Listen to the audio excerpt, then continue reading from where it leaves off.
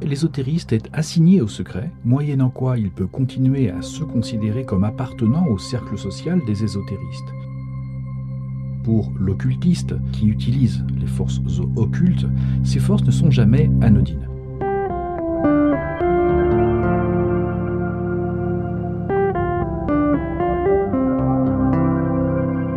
Nous avons déjà parlé de l'ésotérisme et de l'occultisme dans le but d'aider à discerner les différences entre les deux.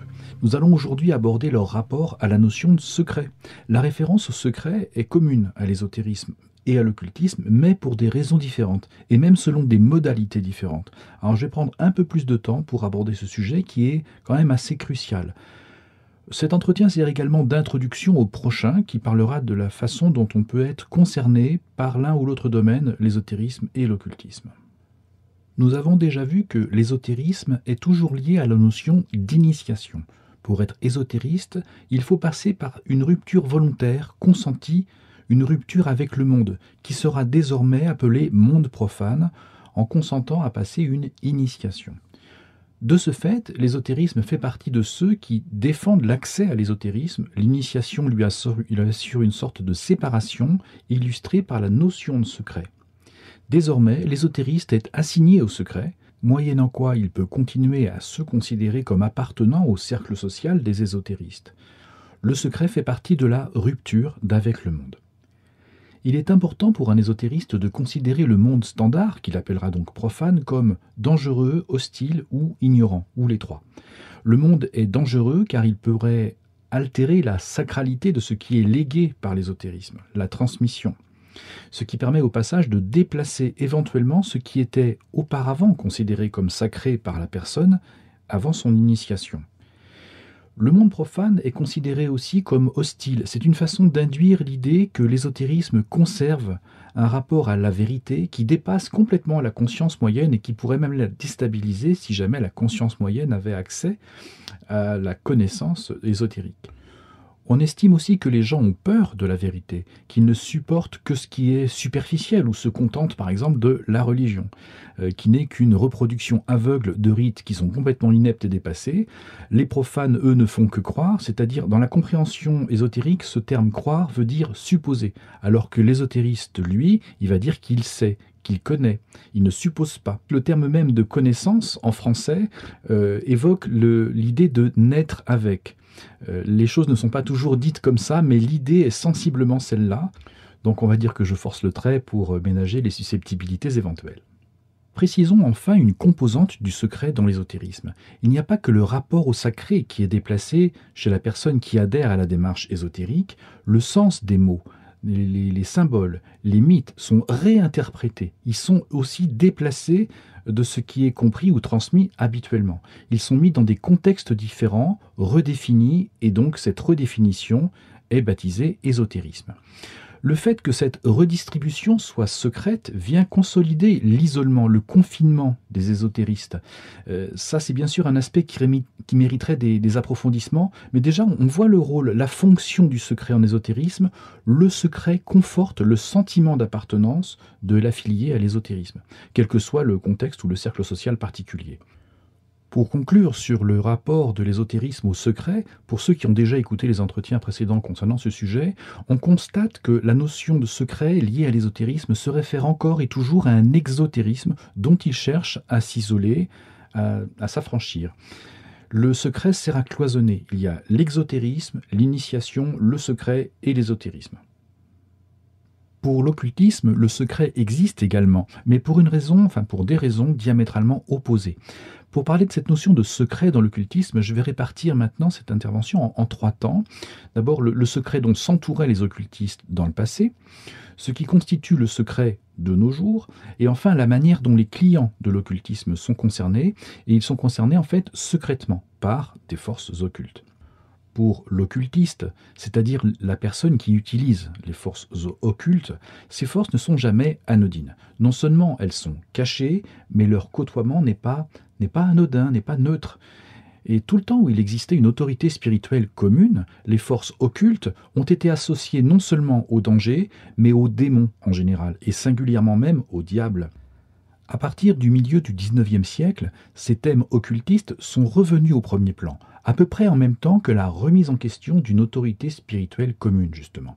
Ce retour occulte s'est manifesté par des mouvements comme le spiritisme, le renouveau occultiste français, le théosophisme, l'anthroposophie, etc. Et tous ces mouvements s'affranchissaient de notions telles que le bien, le mal, telles que définies par le christianisme, qui était donc l'autorité spirituelle commune de l'époque. Le mot diabolique que j'ai employé peut vous sembler exagéré. À travers ça, il faut comprendre des entités démoniaques, certes, mais aussi des entités ou forces ayant des caractéristiques qui étaient attribuées au diable, que par exemple la ruse, le mensonge, la tromperie, la trahison, la dissimulation, ou la singerie du bien, par exemple. Ces caractéristiques étaient assez connues et balisées, donc les occultistes de l'époque bravaient ces interdits dans la mesure où ils s'opposaient aussi à ce repère spirituel commun qu'est le christianisme. Et à l'époque, les occultistes pouvaient choisir de braver ces interdits sans nier pour autant la dangerosité de ces forces. Ils savaient qu'ils s'exposaient à des forces redoutables, de là ils pouvaient s'entourer de secrets comparables à ceux des ésotéristes dont on a parlé tout à l'heure, c'est-à-dire un secret reposant sur l'appartenance à un cercle fermé. De nos jours, il n'y a plus d'autorité spirituelle commune, il n'y a donc pas toujours une conscience aiguë d'un risque quelconque. Le relativisme a pris beaucoup de place, chacun croit à sa façon, le bien et le mal ne sont que des valeurs et ne correspondent pas à des réalités spirituelles. Par conséquent, le discours des occultistes tendra à minimiser les risques, voire en les ignorant purement et simplement. Et je dirais de bonne foi, entre guillemets. C'est un des résultats de la désoccultation de l'occulte à laquelle on a assisté dans tout le cours du XXe siècle et qui continue bien sûr et s'accélère de nos jours. Mais alors, cette notion de secret, qu'est-ce qu'elle est devenue actuellement ? Elle n'est pas dans une appartenance à un cercle d'initiés. En revanche, l'accès aux forces occultes dépendra d'une autre forme de secret qui a été mise en place, qui existait déjà à l'époque et qui continue et se renforce, qui permet de garder l'accès à des mondes occultes relativement secrets. On dira facilement que l'accès à ces forces est dangereux pour qui n'a pas le talent ou la connaissance, le pouvoir, la capacité. Ça peut être la pureté, ou parce qu'on n'a pas d'ascendance de parents ayant ce don. Donc ce sont autant de moyens de poser un accès secret à ces forces par rapport à sa clientèle, je dirais, ou à ses interlocuteurs d'une manière générale. Et ce sont autant d'arguments qui vont chercher à singulariser le praticien pour expliquer que le danger éventuel ne le concerne pas lui. Le secret permet d'isoler l'occultisme, au moins d'un point de vue social, il semble lui être hors de danger. Rappelons-nous que le praticien ne se sert de toute cette théorie que pour justifier son activité. Ce contexte actuel explique qu'énormément de praticiens de l'occulte, ainsi que leurs clients ou leurs interlocuteurs, n'ont absolument pas du tout conscience qu'il peut y avoir le moindre danger dans ces pratiques. Ils peuvent même sourire qu'on puisse le supposer. C'est encore une fois une conséquence de la désoccultation de l'occulte. Donc pour ceux qui ont déjà suivi certains des entretiens précédents, on voit que l'occultisme procède selon des habitudes que nous avons déjà identifiées. On se bricole une théorie qui soit acceptable, qui soit plausible, pour surtout continuer à pratiquer et à faire toujours de la même chose. Donc bien souvent, les systèmes de croyance affirment se référer à des entités gentilles, à des forces bénéfiques, des anges tout mignons, des elfes des bois, des défunts qui transmettent des messages importants, des sages qui viennent de civilisations anciennes ou des extraterrestres cool, selon la coloration culturelle, enfin le système propre à chaque praticien. Bien sûr, ces croyances ne sont pas toujours cohérentes. Elles mélangent des éléments de paganisme, de panthéisme, teintés de polythéisme, etc. Bon, mais là n'est pas le sujet du jour. Gardons en tête que la priorité de l'occultiste n'est pas la vérité avec un grand V, mais la pratique et sa justification. Donc la notion de secret, qui peut prendre la forme d'un pouvoir, d'une capacité, sert à déborder sur la fonction de référent dans le domaine spirituel. Là, il s'agit aussi d'un débordement de fonction. Mais s'il fut un temps où le secret était lié au risque et à la mise en œuvre de certaines forces, le secret aujourd'hui n'inclut pas vraiment ce danger. Il sert plutôt ce secret à singulariser le praticien par rapport aux autres personnes. Pourtant, sans entrer dans la référence au diable et à la malice des forces avec lesquelles des liens ont été établis, le fait même de percevoir des réalités extrasensorielles, d'entendre des voix qui viennent de créatures d'un monde différent ou de se retrouver dans des états de conscience dans lesquels on perd sa vigilance, tout ça, ça peut réellement traumatiser, ou au moins ça peut foutre la trouille. Et c'est tout à fait normal. Et certains cherchent aussi à aller au-delà de leur peur, et qui est, je le répète, tout à fait naturel. En revanche, le chemin de l'insensibilisation à cette peur, à la souffrance, l'endurcissement du cœur, c'est exactement le chemin du satanisme. Donc on revient à cette notion de diable. La boucle est bouclée concernant les praticiens de l'occulte. Je précise que les clients se trouvent à établir des liens de fait avec ces mêmes forces, sans avoir pour autant ce secret dont se parlent les praticiens. C'est l'inverse qui se produit, c'est le pouvoir qu'ont les occultistes de capter des forces venant de mondes inconnus, qui permet à ces mondes inconnus de venir vers le monde qui est le nôtre. Et donc les clients, les interlocuteurs des occultistes sont des cibles privilégiées et non conscientes des dangers auxquels elles sont exposées. Si vous voulez, ces forces occultes infestent en secret, secrètement, de manière occulte justement, les personnes qui de bonne foi viennent consulter un occultiste, qui lui-même de bonne foi prétend qu'il n'y a aucun danger, et n'empêche que l'infestation a lieu. Alors cette infestation, il ne faut pas non plus psychoter là-dessus, ce n'est pas quelque chose d'automatique, c'est quelque chose d'assez subtil qui se passe ou ne se passe pas, disons, ayant en tête qu'un lien occulte est établi avec ces forces-là. Et après, puisque ces forces sont invisibles, on ne peut pas les quantifier dans l'immédiat. Mais toujours est-il que lorsqu'il y a une habitude qui est prise de consultation de ces forces, il y a une infestation qui progresse au sein de la personne, dans sa psyché, dans son corps, dans son système nerveux. Ce que je cherche à dire, c'est que le secret intervient ici, mais d'une manière différente que de ce que l'on a vu précédemment, surtout par rapport à l'ésotérisme.